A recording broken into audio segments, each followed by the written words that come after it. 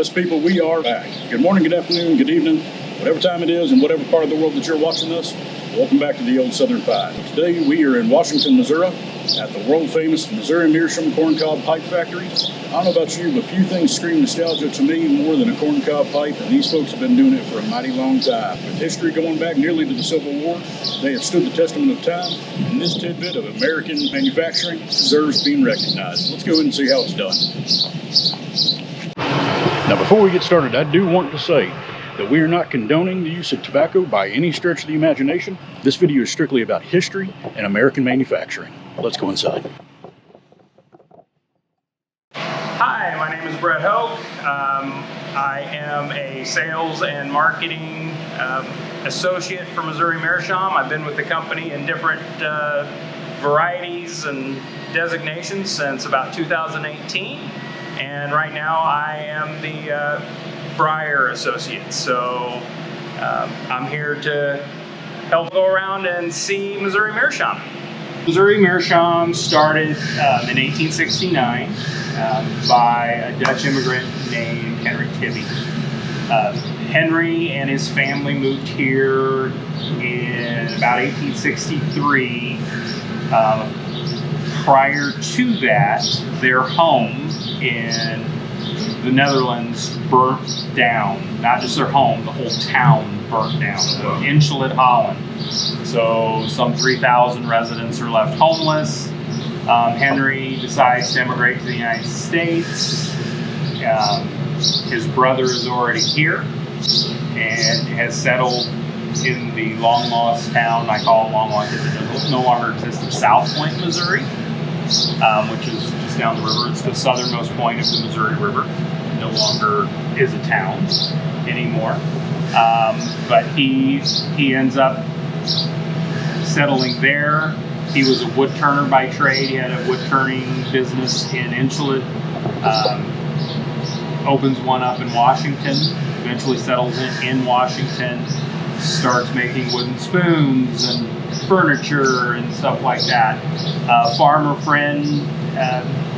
Washington's a very German town. He speaks what they would have called then a mongrel language, a combination of English, Dutch, German.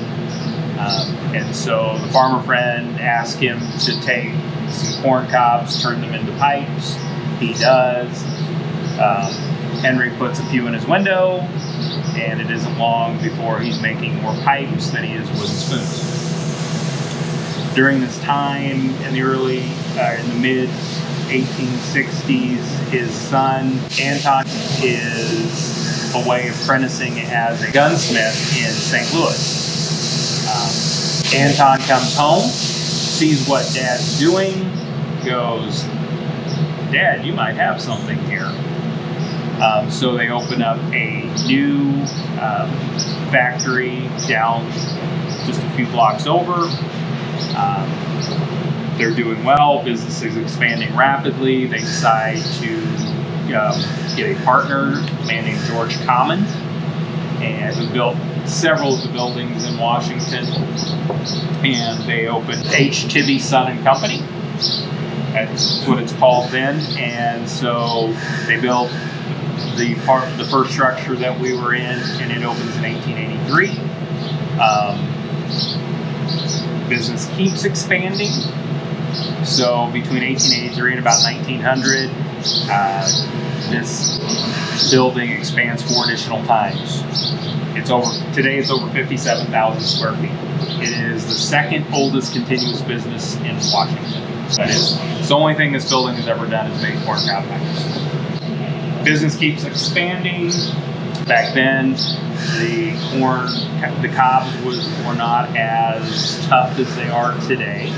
They developed the patented process of putting plaster in the pipes and bowls to strengthen.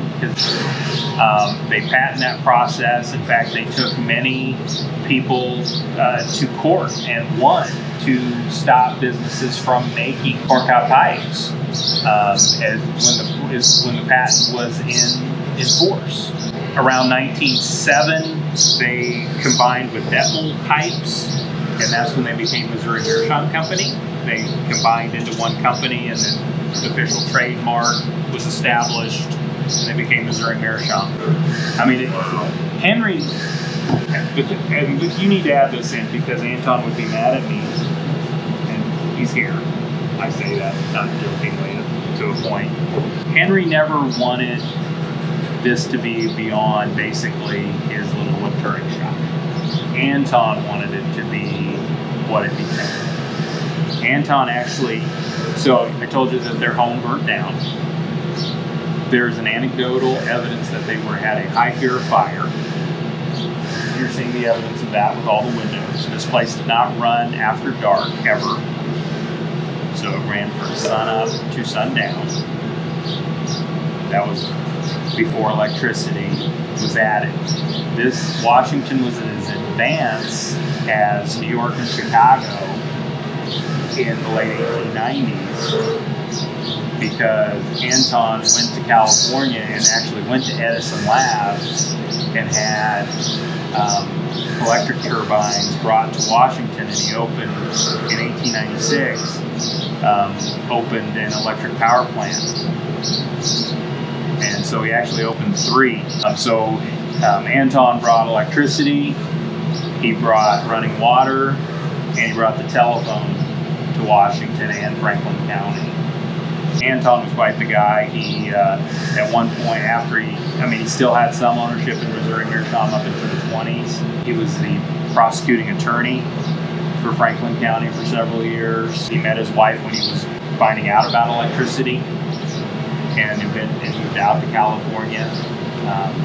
And he died fairly young. They had a day of mourning for him when he passed away. They brought him back by train. He's buried here. Anton was a very dynamic person.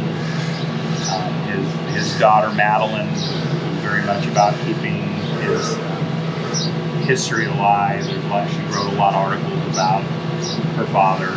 Around 1914, the Ottos gained ownership into the company, and there are stories about why that happened. One story, I have no proof, I don't know if this is true, but there is belief that primary ownership was lost in a poker game from Anton's son and Edmund Otto. And so approximately 1914, the company was taken over by the Ottos, and they owned the company up until the 1970s. The company expanded dramatically during those years. They were made at the high point in the mid-1920s. They made something like 26 million pipes. When I've told this story, the one thing that people, we see like the spaghetti westerns with Clint Eastwood and stuff like that, and they see Clint rolling his own. People weren't rolling their own, they were smoking pipes, and mainly smoking corncob pipes back then. We weren't the only company either. Herschel and Bentheim, Fisher's, Phoenix American, there were anywhere at one different time between 8 and 13 companies up until the 1950s. They were all within 90 miles of Washington. And we either bought them or ran them out of business. The last 3 were Herschel and Bentheim, Missouri Meerschaum Company, and Fisher's. We actually acquired Herschel and Bentheim in 1977, continued to make pipes under their name until the early 90s because we had a contract with Rite Aid and would have had to resubmit to sell them pipes under Missouri Meerschaum. So we kept making pipes under that company, other company's name, because they had a contract with somebody. Fisher's was the last company. They went out of business in the early 90s, and we were the last to survive. And so we are the first and the last corncob pipe company. Today we have 3 families that are silent owners that own the company. They've owned it since the middle 80s. From about 1977 to about 1985, it changed hands about 3 different times real quickly. But it's really only had the 3 main owners, the Tibbes, the Ottos, and this group.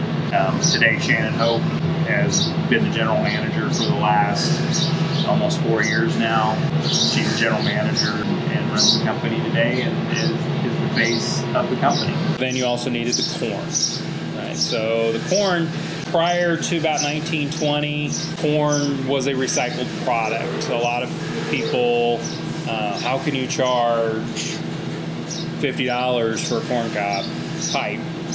Well, if it truly was a recycled product, that would probably be true. And the reason they were 15 cents in 1925 is because they were getting cobs for a penny apiece.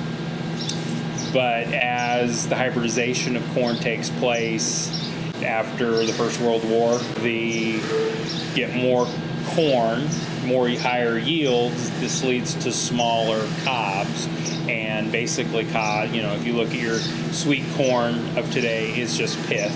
You let it dry out, it basically disintegrates. Field corn's not much different. As a result, they went to the University of Missouri, who still has in their agriculture department, a school of corn where they track and catalog all the different varieties of corn. And so they actually developed a hybrid for Missouri Meerschaum of 4 heirloom variety of corns, and they're inbred varieties, which means they over time go sterile. They're infertile. So those 4 go down to 2, down to the 1. And that one variety, that's as a result becomes our seed that we use to grow our cobs. Sometimes we can do a second run of that seed and it does well. Other years, no, it's not any good. It just depends from year to year whether or not you can get a second run or not. Most of that seed is sold for animal feed or is used for distilled spirits. Pinckney Bend Distillery in New Haven, Missouri actually uses a lot of our corn to make distilled spirits out of. We have 150 acres that we own, plus another 80 acres that we lease, and we keep 2 of those 3 fields going every year, and we rotate it out to keep one of those, and we grow soybeans on it to keep the nitrogen in the soil from year to year. We use new era pickers because modern pickers and modern combines modern combines are going to destroy the cob, and modern pickers do too much damage to the cob. When we harvest the cobs, we take them to our corn crib, which is across the river. We own a building, a lean-to. From the time that we harvest the corn in October to into summer, the following summer we're shelling corn basically by hand in modified walnut hullers.